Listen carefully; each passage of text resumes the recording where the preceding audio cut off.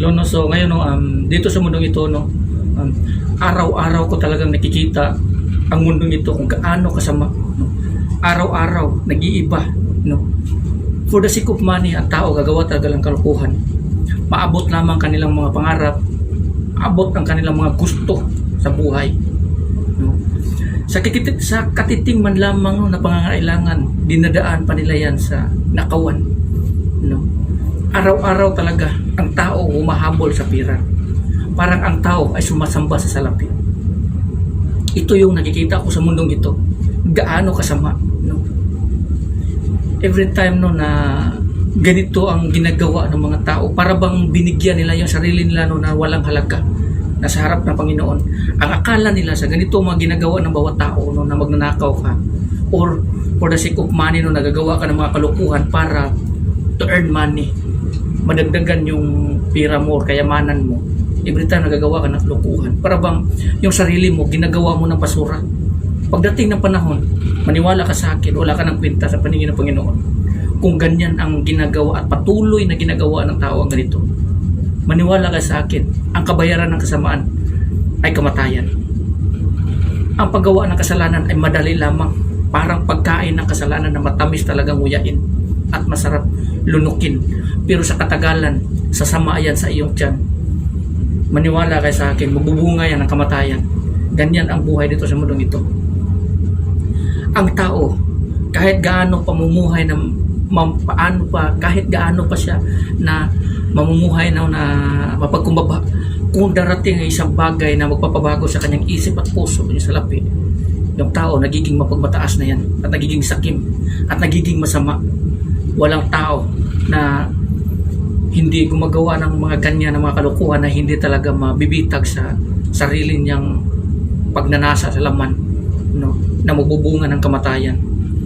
Maraming mga tao na gumagawa niya noon. Sanang kung kayo man ay isang tao no, na gumagawa or nakakita nito, kasi lantaran na talaga ang nakawan no. Lantaran ang nakawan, lantaran ang gawa, ang paggawa ng mga kasalanan. Ang pira ang siyang nagiging ugat sa lahat talaga dito sa mundong ito no. Kahit saang sulok, kahit saan yan, kahit saan, tingnan mo kung gaano ang pira kahalaga sa bawat tao. Totoo, ang pira ay access yan sa lahat ng pangangailangan natin dito sa mundong ito.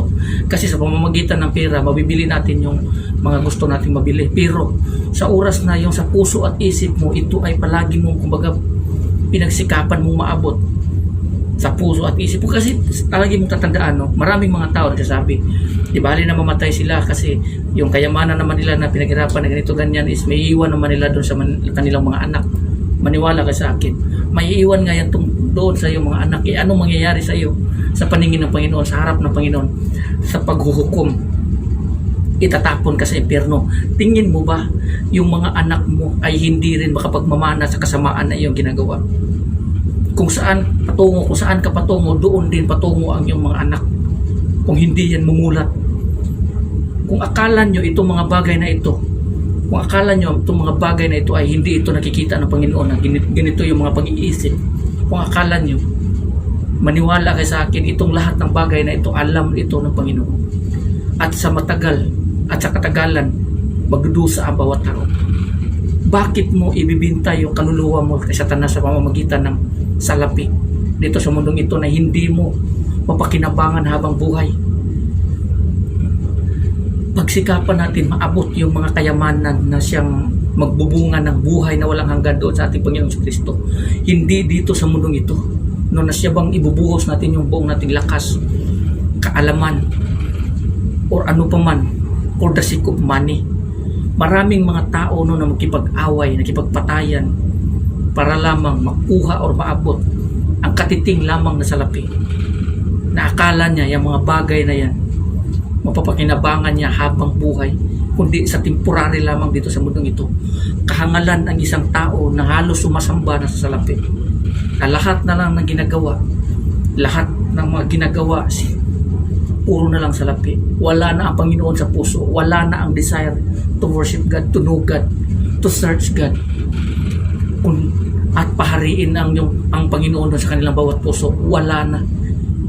Ang itong mga bagay na ito, kung ang isang tao ay kumbaga nabibitag ka na sa mga ganitong pagnanasa ng laman sa pagkamit sa mga salapi, mahirapan ka talagang makaabante sa pagsunod sa kalooban ng ating Panginoon, lalo na kung nagdidilim na ang iyong puso or tumitigas na iyong puso kasi wala ka ng ibang desire kundi money, pera.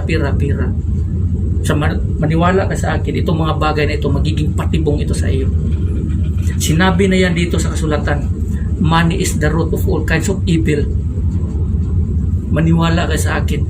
Hindi ko sinasabi no na wag na tayo masama man yan.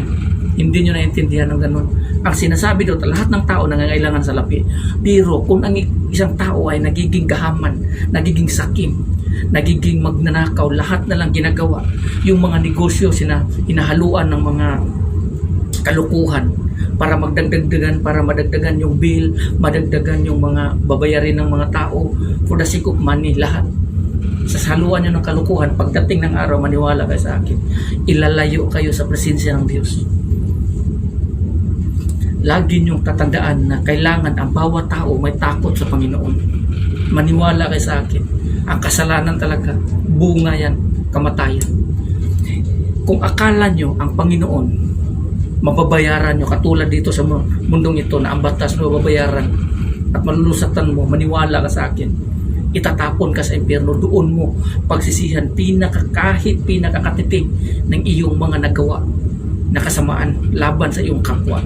Pagsisihan mo yan na hanggang kamatayan. Maniwala ka sa akin. Kaya bago ka gumawa ng isang hakbang na masama, isipin mo muna kung ano ang kabayaran nito. Kasi bawat kasamaan, sisingilin ka ni Satanas niyan.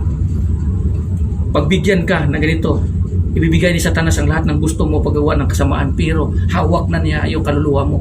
Kaya nga dito sa mundong ito, maraming mga taong buhay, pero patay ang kaluluwa. The living dead. Ganyan ang buhay dito sa mundong ito. Bakit mo ipagpalit yung kaluluwa mo sa money, sa pira, sa pagkain, sa kayamanan, sa bagay, sa kasikatan, o anumang mga bagay nito na hindi mo naman mapakinabangan habang buhay, kundi temporary lamang dito sa mundong ito? Anong mapapala mo? Anong mapapala mo niyan? Sinabi ng ating Panginoon si Kristo, anong mapapala ng isang tao kung makamit niya or maabot niya or makamit niya ang buong mundo, kung mawawala naman ang kanyang kaluluwa at mapaparusahan sa impyerno? Anong mangyayari? Doon sa impyerno, wala ng kaalaman, wala ng pagsisikap, wala ng pera, wala ng desire, kundi pagtitiis, at saka kaparusahan, apoy ng impyerno, kung saan doon nabuhos ang galit ng Panginoon para sa mga taong hindi sumusunod sa Kanya, kundi sa mga taong sumusuway sa Kanya. Mananatili sa kanila ang puot at galit ng Diyos. Maraming mga tao na ganyan ngayon, matalino sa pagkamit, matalino ang mga tao na makagawa ng paraan to earn money, pero hangal sa paningin ng Panginoon dahil nga pinagpalit nila yung desire nila sa Panginoon, sa pagsunod sa Panginoon, doon sa pagkamit sa lahat ng bagay sa mundo ito, how to earn money. Ganyan. Matalino sila sa paggawa ng mga negosyo, paano kumita ng malaking halaga, mga ganito, ganyan. Pero sa paningin ng Panginoon, itong mga taong ito ay mangmang at hangal. Kahit gaano pa kayaman, or kalaki ng iyong bahay, kadami ng iyong negosyo, o pinakamayaman ka pa sa mundong ito, sa paningin ng Panginoon, ikaw ay isang napakahirap. Hubo at saka bulag. Mahirap ka, hubo at bulag dito sa mundong ito. Kasi ang tunay na kayamanan wala sa mundong ito. Lagi niyong tatandaan yan. Noong unang panahon, ginawa ng Panginoon ng langit at lupa. Si Iba at Dadan, walang damit yan. Walang mga kayamanan, hindi nauuso yan. Ngayon na panahon, dumating na yan. So nangangahulugan na mula sa simula na walang nausong kayamanan, kundi magsaka ka lang, may pagkain ka lang, yun na yun. Pero ngayon, nag-iimbak ang mga tao ng kayamanan for their own desire hanggang sa kamatayan.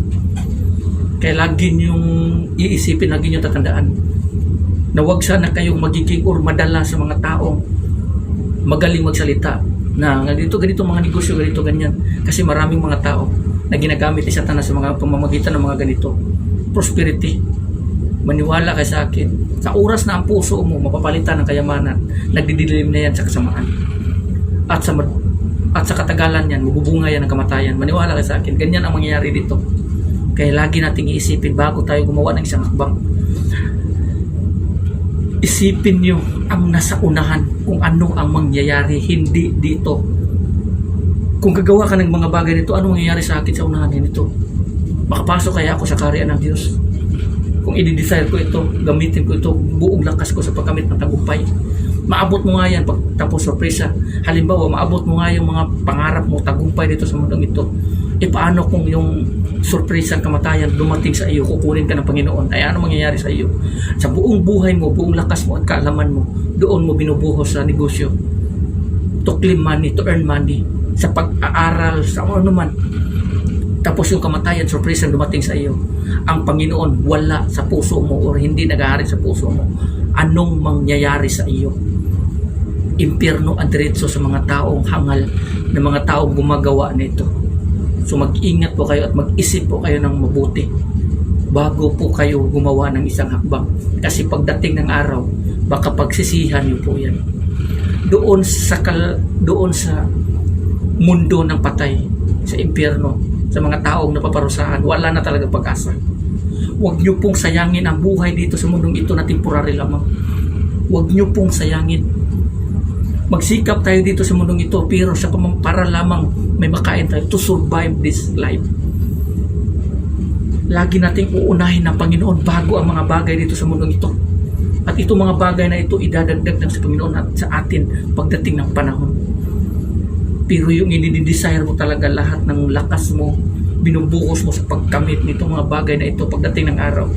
Makakalimutan mo yung Panginoon dahil nga nagiging busy ka sa mga negosyo, paano magkapira, madagdagan yung salapi mo, makuha mo yung kuta mo araw-araw.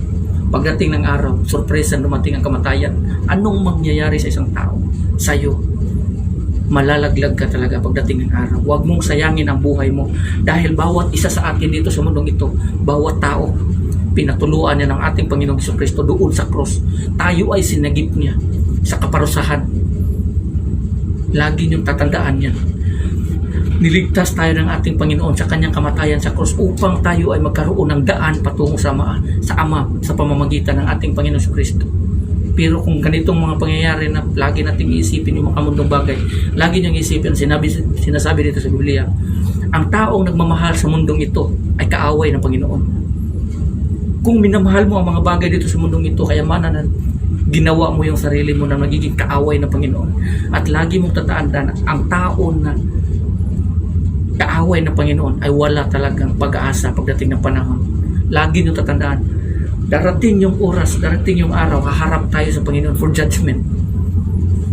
Lagi nyo po yung tatandaan, i-consider nyo po yan at lagi nyo po yan iisipin. So hanggang dito na lang, maraming salamat and God bless everyone.